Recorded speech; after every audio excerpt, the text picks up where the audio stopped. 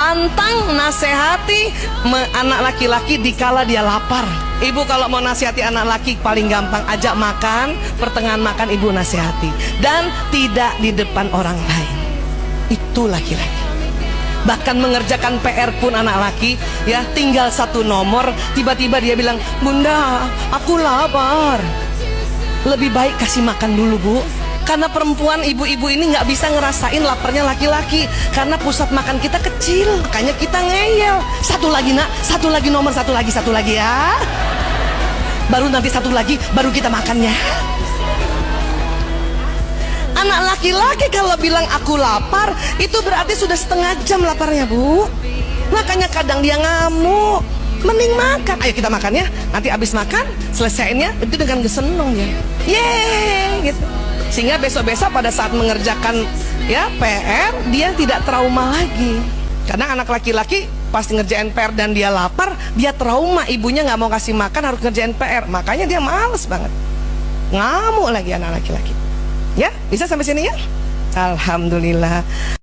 Geningan kia bahasa sepuh mah, ujang nyai, lamun ke anjeun manggih buah anu buruk, teu kudu diala omat eta buah, teu kudu dipetik eta buah, antep we engke ge bakal murag sorangan.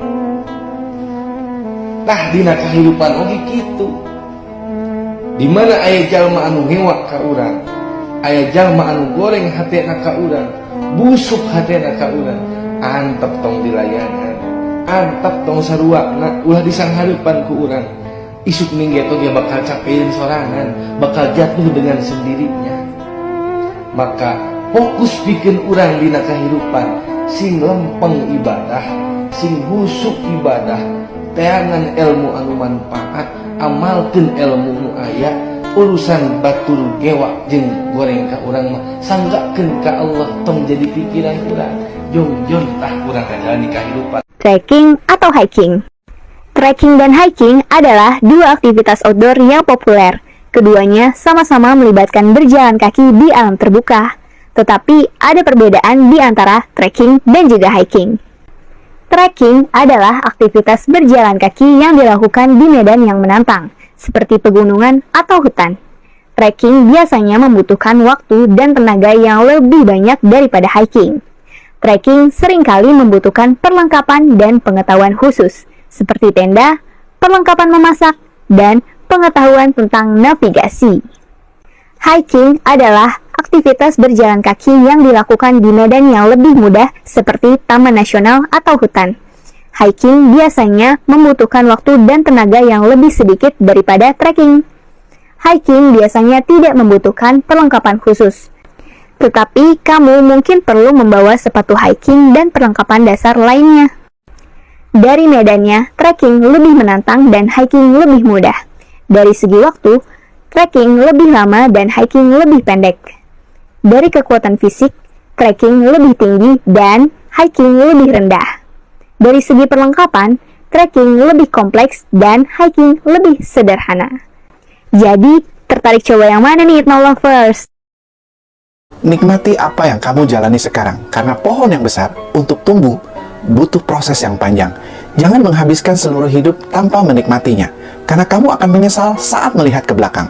Kamu tidak tahu apa yang ada di depan. Jadi, nikmati saat ini dan hargai setiap momen kehidupan. Dalam hidup, setiap momen dipenuhi dengan kebahagiaan yang hanya perlu kamu lihat dan nikmati. Kamu hanya memiliki satu kehidupan, jadi ciptakan beberapa kenangan indah. Jangan merasa sedih, bersyukurlah karena kamu memiliki hidup yang indah ini. Nikmati hidupmu. Kamu tidak tahu apa yang akan terjadi selanjutnya. Jadi, jangan terlalu khawatir dan nikmatilah hidupmu. Hidup saat ini, lupakan masa lalu. Dan jangan khawatirkan masa depan. Jangan takut dengan tantangan, karena hidup tanpa tantangan itu tidak menyenangkan. Tanpa tantangan, hidup akan membosankan. Jadi, nikmati setiap tantangan yang kamu hadapi. Ubah cara berpikir. Dengan begitu, kamu akan menikmati setiap momen dalam hidup. My sentence, but committed no crime. And bad mistakes, I've made a few. I've had my share of dead kids in my face, but I've come through.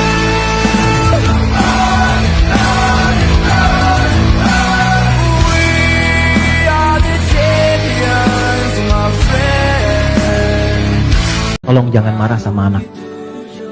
Pesan saya, jangan marah sama anak. Sederhana, karena mereka belum dihisap.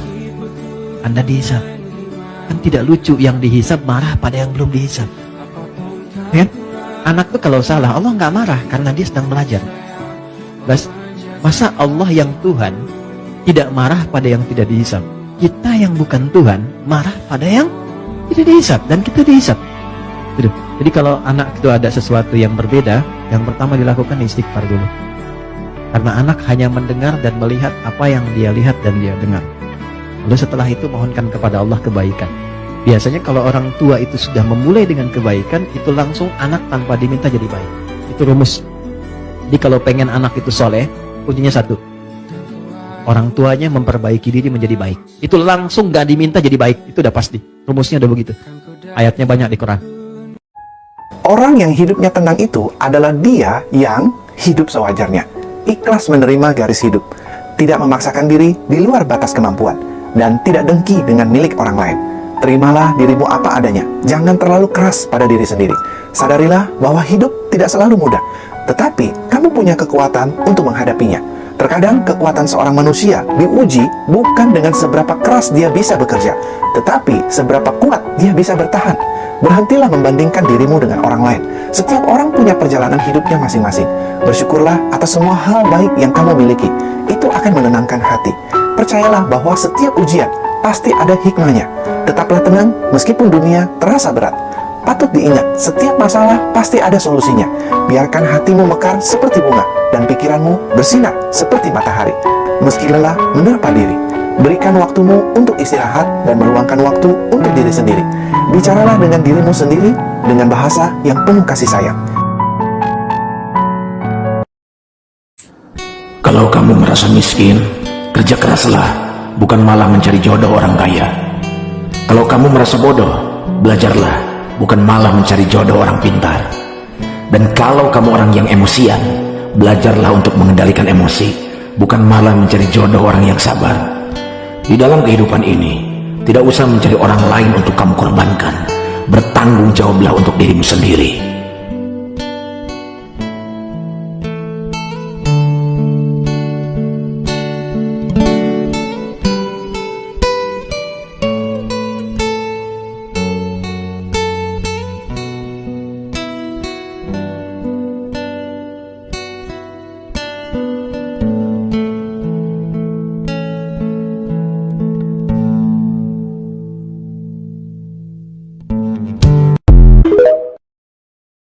Ada kalanya kita dibenci tanpa ada alasan yang jelas.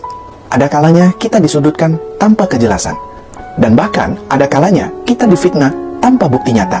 Sabarlah, karena pada akhirnya Tuhan yang akan menjelaskan siapa yang benar, siapa yang salah. Biarkan orang-orang menghakimi hidup kamu, dan kamu harus tetap menjalani hari-harimu dengan jauh lebih baik, karena mereka hanya akan membuang waktu. Kenapa ada banyak orang yang tidak menyukaimu atau bahkan menjudge hidupmu? Karena mereka begitu cemburu dengan hidupmu yang begitu menyenangkan. Berterima kasihlah pada mereka yang menyakitimu, membencimu, dan meninggalkanmu. Tanpa mereka, kamu takkan sekuat hari ini. Jangan pikirkan omongan orang. Dia aja kalau ngomong gak mikir. Jadikan orang yang tidak menyukaimu sebagai motivasi menjadi pribadi yang lebih baik. Pada hakikatnya, saat ada orang lain yang membicarakan kita di belakang, itu artinya kita berada jauh di depan. Orang yang membicarakan kita secara diam-diam, itu tandanya kita memiliki wibawa, sehingga dia tidak berani bicara langsung di hadapan kita. Orang yang bergunjing tentang kita, berarti memang kita itu dianggap penting di hati dan di pikiran dia. Dan orang yang memfitnah kita, berarti dia gagal menemukan kejelekan kita.